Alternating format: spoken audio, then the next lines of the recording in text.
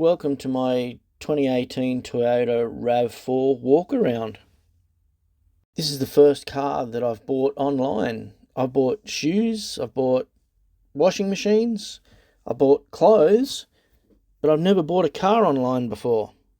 This was the first all round. I'll go a little bit more into detail about that later, but yeah, here we go.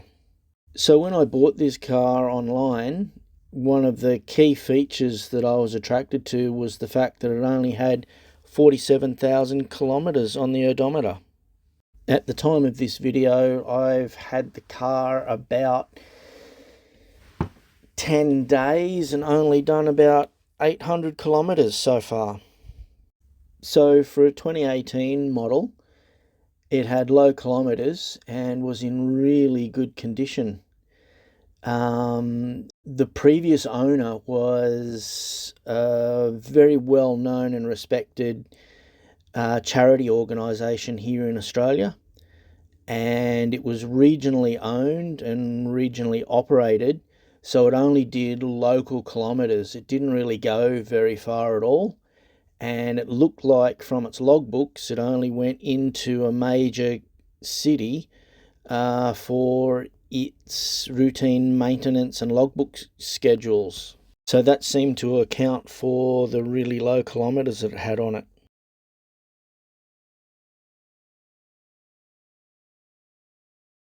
As we look around, basically the plan for this car is I'm going to travel a little bit in it, and hopefully it'll become a little bit of a mini car camper.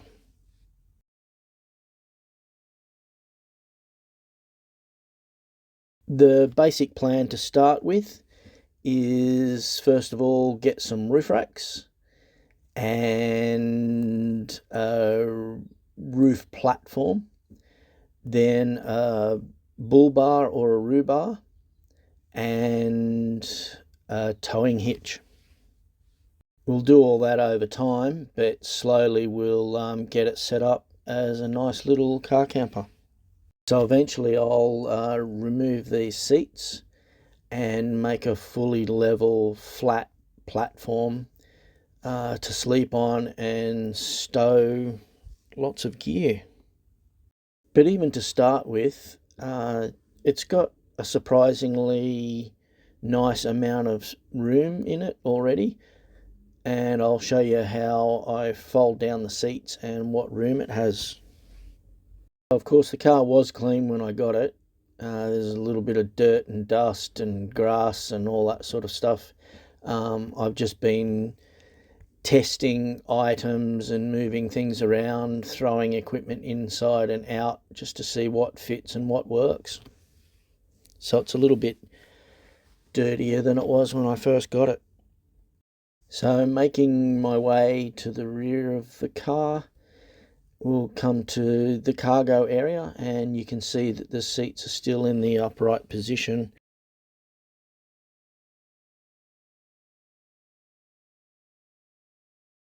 Even though the RAV4 is one of the smaller SUVs in its class, it still has a surprising amount of room.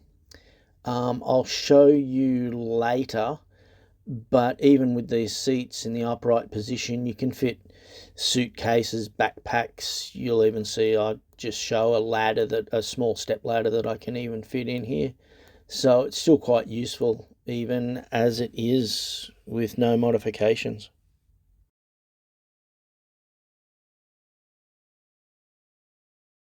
So coming back to the rear passenger seats again, you can see what sort of room we've got to deal with. I've watched a few videos of different car camping people, and they have some really innovative ideas on using space. So hopefully we'll get to try those out in my little RAV4.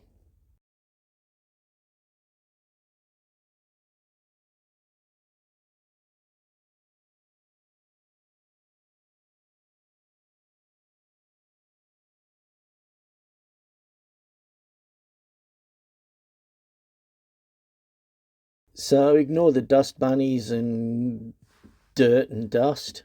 Great shot, Mike. But here you can see the space that's under the seats even while they're still in place. So you can put things, tools or first aid kits or whatever underneath the passenger side there at the front, or things like chargers, electrical equipment, those sorts of things, all your cords, your bags of toiletries, whatever, underneath the seat. So, there's still a little bit of room, but yeah, that's what we've got. So here you can see the gap. When you lay the seats down and angle them forward, these seats drop down that 10 or 15 centimeters. So it attempts to level out the rear cargo space as best it can, but there's still a bit of an angle involved. So, continuing the walk around.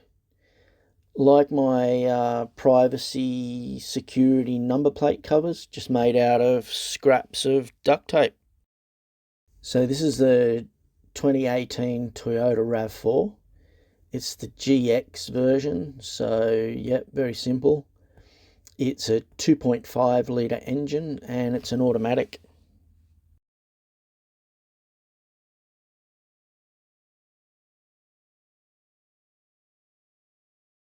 So again, all stock standard, just the factory cloth seats, no major additions or anything like that from the factory. This is a 6-speed automatic and it comes in with eco mode and sport. I mostly use the eco mode, but the sport is handy to have when you're on long hill climbs or if you need to overtake, that sort of thing. It's a little bit more responsive in sport mode, so be aware of that when you try and put your foot down when you're in eco mode, because you are really slow to accelerate. I personally am not a fan of the automatic. I'd prefer a manual. But as I said, I bought this vehicle online, and going through the whole process of whittling down and getting the best value and all that sort of thing, this is where we're at. It does come standard with a few things. It has cruise control, brake assist, it's got a hill descent, lane departure, radars, and also, of course, the all-wheel drive feature.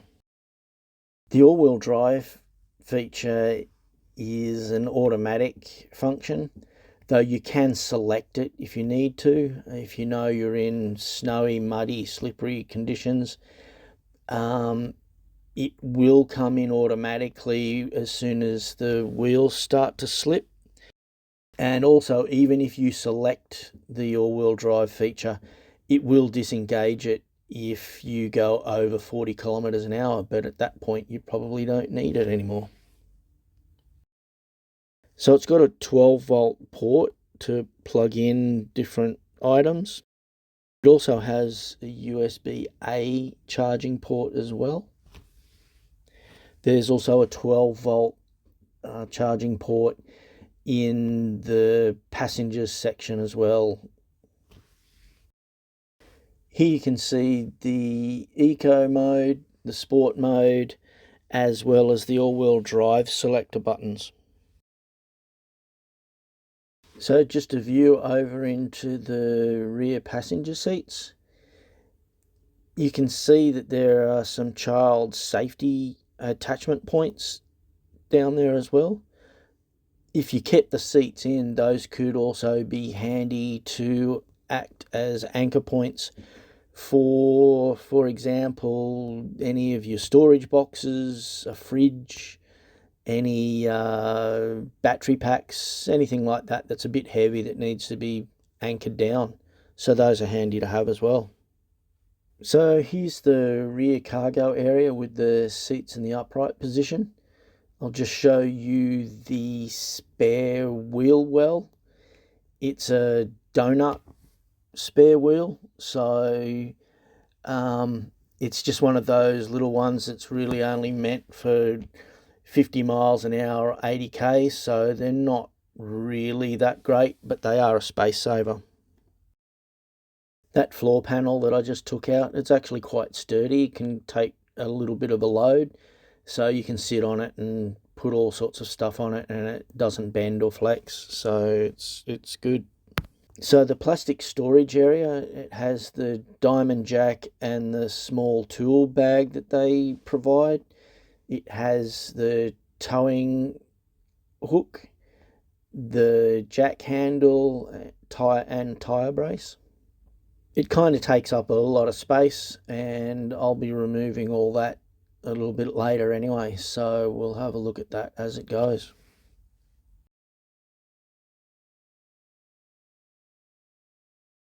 As the donut is a smaller tyre with a lower profile and a narrower profile, it takes up a lot less room than a standard tyre.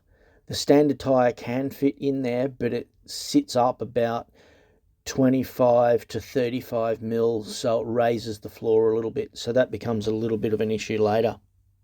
When you remove all the plastic paneling, it allows for the standard tyre to fit. So yeah, that's the direction I'll be heading eventually. Here we go. Just again showing where that tyre fits, where that lip is. Sits in there square.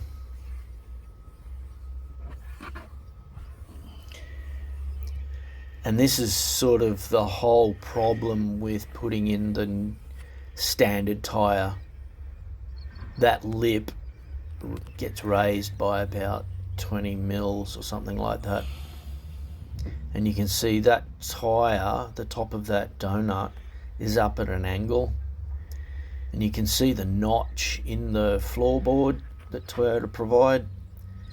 So even that angle chips into their manufactured floor to get the floor as low as possible to give you the maximum amount of storage. So that's like a 5-8 mil notch. So here it is, fits over the top of that part of the tyre.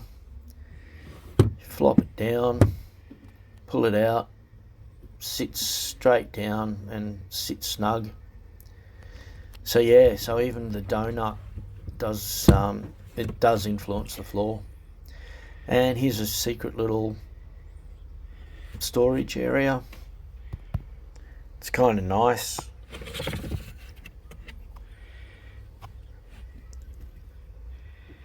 So even if you did keep this floor, there's still stacks of little storage spots. So just showing the roof. This is, again, it's just the GX model. It's no fancy roof rails or anything like that. The roof rails I'll be getting a little bit later and applying or adding the roof racks. And here you can see the mounting points where they'll fit. Once you add the roof rails, it raises the roof racks up over the aerial aerodynamic fin back there. So that's kind of handy as well. I will be trying to make sure that the roof racks are as low or as close to the roof as possible, just for aerodynamics and center of gravity issues. I think the roof itself is rated to take an 80 kilo safe working load. I think most roof racks that are designed for the RAV4s state that they'll only take a safe working limit of 60 kilos, so be aware of that when you start fitting everything. So we'll take a little bit of a look at the front of the vehicle. I'm planning to get a rhubar for this vehicle. Rhubars here in Australia are a little bit lightweight. Or lighter weight. They're usually of aluminium, and the one that I'm looking at is only around 11 to 12 kilos. So that shows you that it's not like a steel bull bar, which is meant for pretty heavy impact, But what it does do is it protects you if you're going at sensible speeds when there are roos and wombats around. So I've chosen a local rhubarb manufacturer here in Australia. It has a wraparound feature that sort of goes around the sides of the headlights there. It also has protection that goes a little bit lower down to where that front black fairing is at the same level.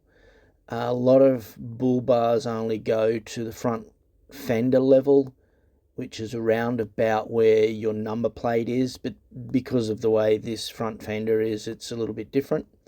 So this rhubarb manufacturer tailors it specifically for the RAV4s to offer a little bit lower impact protection, as well as a more solid protection of the radiator and front grille.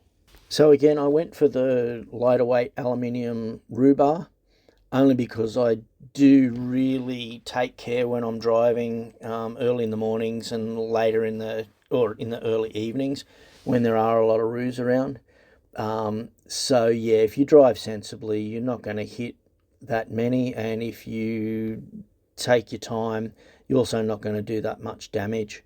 So an aluminium bar is just going to do that light 40 to 60 kilometre an hour hits that just protect the plastic fairing. The heavier steel bull bars are meant for higher impacts, but they also can create a lot more damage to your chassis, so it's just something else to consider. So here's just a before and after shot of where the tow bar will fit.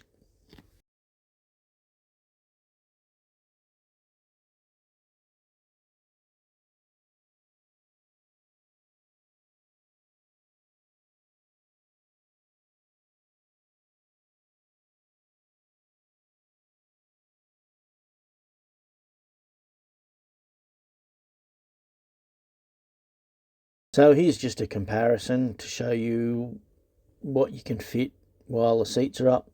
This is a 3-step standard safety ladder, so it's got a little bit of a shin guard as well for the top platform, so it can fit quite easily in the back while the seats are up. So yeah, you can easily fit backpacks, day bags, suitcases, travel gear, all that sort of stuff while the rear seats are still up. So here we are, just showing the rear seats again, showing the space between the floor pan and the seats while it's in the upright position. Approximately from the floor pan to the top of the seat there, it's around about 300 mils, so about a foot in the old money.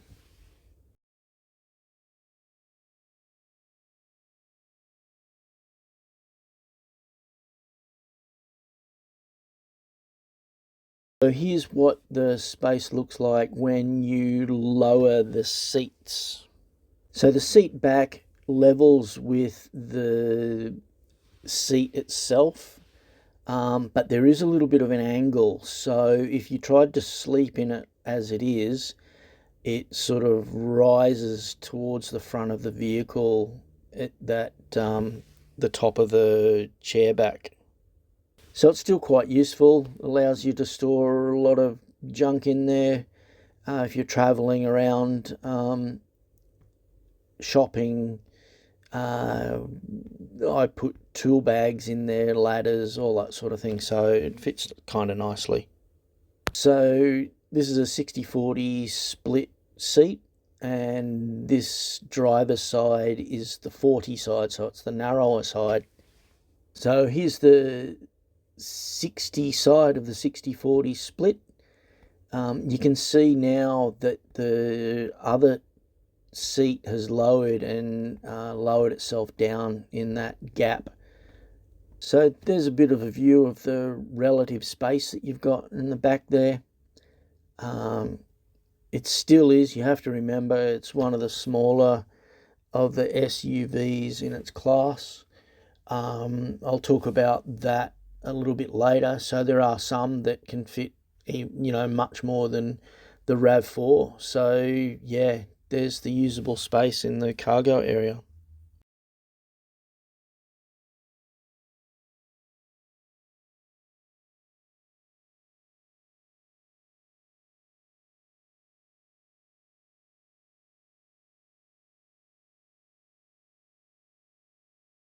So that was my walk around of my 2018 Toyota Rav4. Hope you enjoyed it. Send me some feedback if you've got some suggestions. It's always great to hear. And stay tuned for a little bit more of my setting up of my 2018 Toyota Rav4.